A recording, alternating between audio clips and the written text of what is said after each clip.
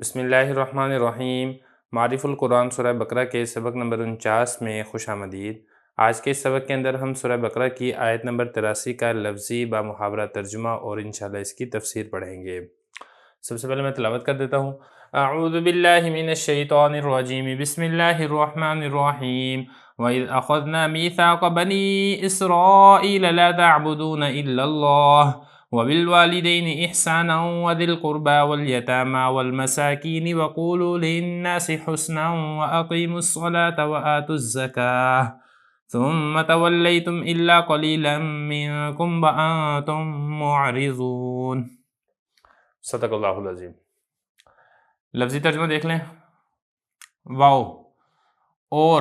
اصل میں اس کے بعد یہاں پہ ایک فعل محذوف ہے، اذکرو یعنی یاد کرو، اور یاد کرو اذ جب، اخذنا ہم نے لیا،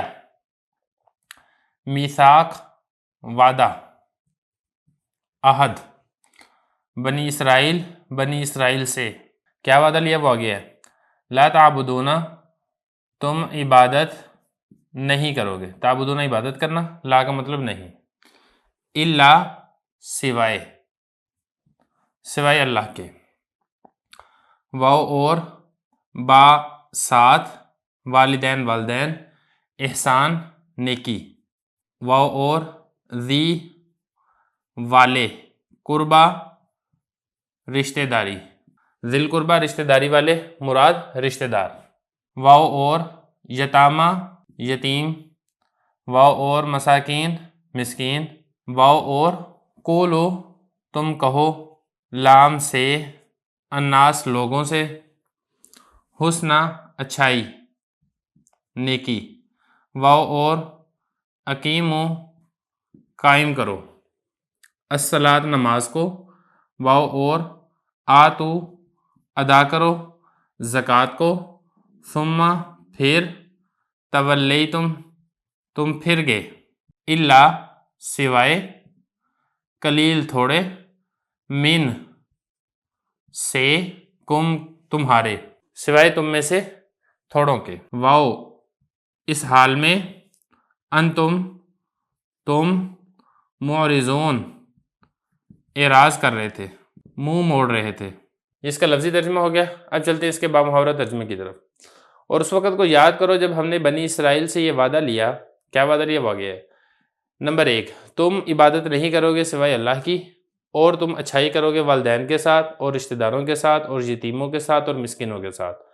اور اللہ نے یہ بھی وعدہ لیا کہ تم کہو گے لوگوں سے حسنہ اچھائی کی بات، اور تم نمازوں کو قائم کرو، زکوٰۃ کو ادا کرو، پھر تم اس وعدے سے پھر گئے سوائے تم میں سے قلیل جماعت کے، وانتم معرضون اس حال میں کہ تم اللہ کے اس وعدے سے منہ موڑ رہے تھے۔ لفظی ترجمہ ہو چکا ہے، بامحاورہ ترجمہ ہو چکا ہے۔ چلتے ہیں تفسیری خلاصے کی طرف۔ اللہ تعالیٰ فرما رہے ہیں اذ اخذنا، یعنی اس وقت کو یاد کرو جب ہم نے بنی اسرائیل سے یہ وعدہ لیا تھا۔ یہ وعدہ کہاں پر لیا گیا؟ یہ وعدہ لیا گیا تھا تورات میں،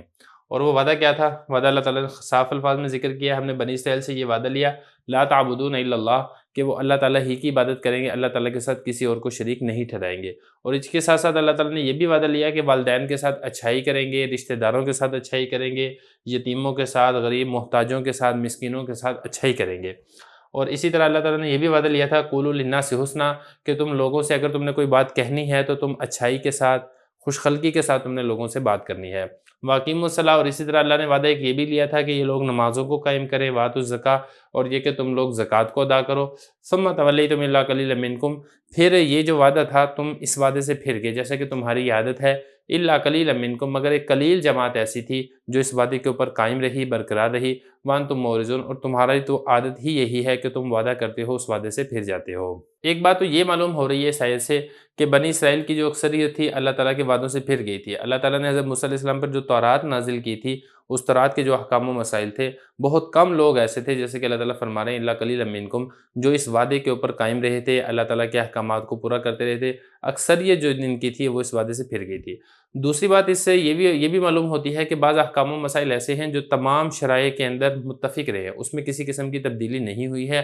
البتہ کچھ جزوی احکام ایسے تھے جو کہ شریعت تبدیل ہوتی رہی ہے۔ مثال کے طور پہ جتنے احکام یہاں پر ذکر کیے گئے ہیں یہ سارے کے سارے وہ ہیں جو کہ بنی اسرائیل کو بھی یہی حکم تھا، اور اسی طریقے سے جو آج کے دور میں امت محمدیہ ہے ان کو بھی یہی حکم ہے۔ نمبر 1، اللہ تعالیٰ کے ساتھ عبادت، اللہ تعالیٰ کے ساتھ کسی کو شریک نہیں ٹھہرانا، والدین کے ساتھ حسن سلوک، قریبی رشتہ داروں کے ساتھ، یتیموں کے ساتھ، مسکینوں کے ساتھ حسن سلوک، اور لوگوں کے ساتھ اچھائی کے ساتھ، خوش خلقی کے ساتھ بات کرنا، نمازوں کو قائم کرنا، زکوٰۃ کو ادا کرنا۔ یہ سارے کے سارے احکام ایسے ہیں جو گزشتہ شرائع کے اندر بھی باقی تھے اور آج کی اس شریعت امت محمدیہ کے اندر بھی باقی اور برقرار ہے۔ اور ایک اور بات جو یہاں پر سمجھنے کی وہ یہ ہے کہ اللہ تعالیٰ نے بنی اسرائیل سے یہ فرمایا تھا کہ لوگوں کے ساتھ اچھائی کے ساتھ بات کرنا، یعنی قولوا للناس حسنا۔ اس کا حاصل اور خلاصہ یہ ہے کہ جب لوگوں سے بات کرنی ہو تو نرم روئی کے ساتھ، خوش روئی کے ساتھ، کشادہ پیشانی کے ساتھ، خندہ پیشانی کے ساتھ، خوش دلی کے ساتھ بات کی جائے، چاہے آپ کا مخاطب وہ نیک ہے، چاہے آپ کا مخاطب کوئی برا شخص ہے، چاہے وہ سنتی ہے، چاہے وہ بدعتی ہے، حتیٰ کہ اگر کوئی کافر شخص بھی ہے، آپ نے اگر اس کے ساتھ بات کرنی ہے تو آپ نے اچھے طریقے کے ساتھ، حسن سلوک کے ساتھ بات کرنی ہے اور اس کو اچھے طریقے سے دین کی دعوت دینی ہے۔ البتہ اس میں یہ چیز داخل نہیں ہے کہ آپ اچھائی کے ساتھ بات کرتے کرتے دین احکام کے جو مسائل ہیں اسی کے اندر ہی آپ چشم پوشی کرنا شروع کر دیں، اس میں مداہنت سے کام لینا شروع کر دیں اور اگلے بندے کی رعایت کرتے ہوئے دین اسلام کے احکام کے اندر تحریف کرنا شروع کر دیں۔ اس چیز کی اجازت نہیں ہے۔ لام سے الناس لوگوں سے، حسنہ اچھائی نیکی، واو اور اقیمو قائم کرو، الصلاۃ نماز کو،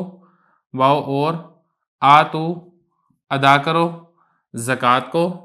ثم پھر تولیتم تم پھر گئے پیش آنا چاہیے اور نرمی کے ساتھ ان کو دین کی طرف لانا چاہیے۔ یہی وجہ ہے کہ اللہ تعالیٰ نے جب حضرت موسیٰ اور حضرت ہارون علیہ السلام کو فرعون کی طرف بھیجا تو اللہ تعالیٰ نے ان کو یہ والی ہدایت بھی دی تھی، قولا لہ قولا لینا، کہ تم دونوں جب فرعون سے بات کرو تو نرم انداز سے بات کرنا، نرم الفاظ کے ساتھ بات کرنا۔ اب دیکھیں موسیٰ علیہ السلام وقت کے نبی ہیں، ہارون علیہ السلام وقت کے نبی ہیں، آج کے دور میں ان سے افضل تو کوئی نہیں ہو سکتا ہے، اور ان کا جو مخاطب دیکھیں وہ فرعون ہے جو کافر ہے، مشرک ہے، اور اللہ تعالیٰ کے ساتھ جس نے خدائی کے اندر شرکت کا دعویٰ کیا تھا، تو مخاطب دیکھیں کتنا بدترین اور برا ہے۔ اس کے باوجود اللہ تعالیٰ جب اپنے انبیاء کو یہ حکم دے رہے ہیں کہ تم اس کے ساتھ بھی نرمی کے ساتھ بات کرنی ہے، تو آج کے دور کے اندر تو فرعون سے برا کوئی شخص نہیں ہے، تو آج کے دور کے اندر ہمیں بھی اس چیز کا خیال رکھنا چاہیے کہ ہم بھی ان کے ساتھ نرمی اور اچھائی کے ساتھ بات کریں۔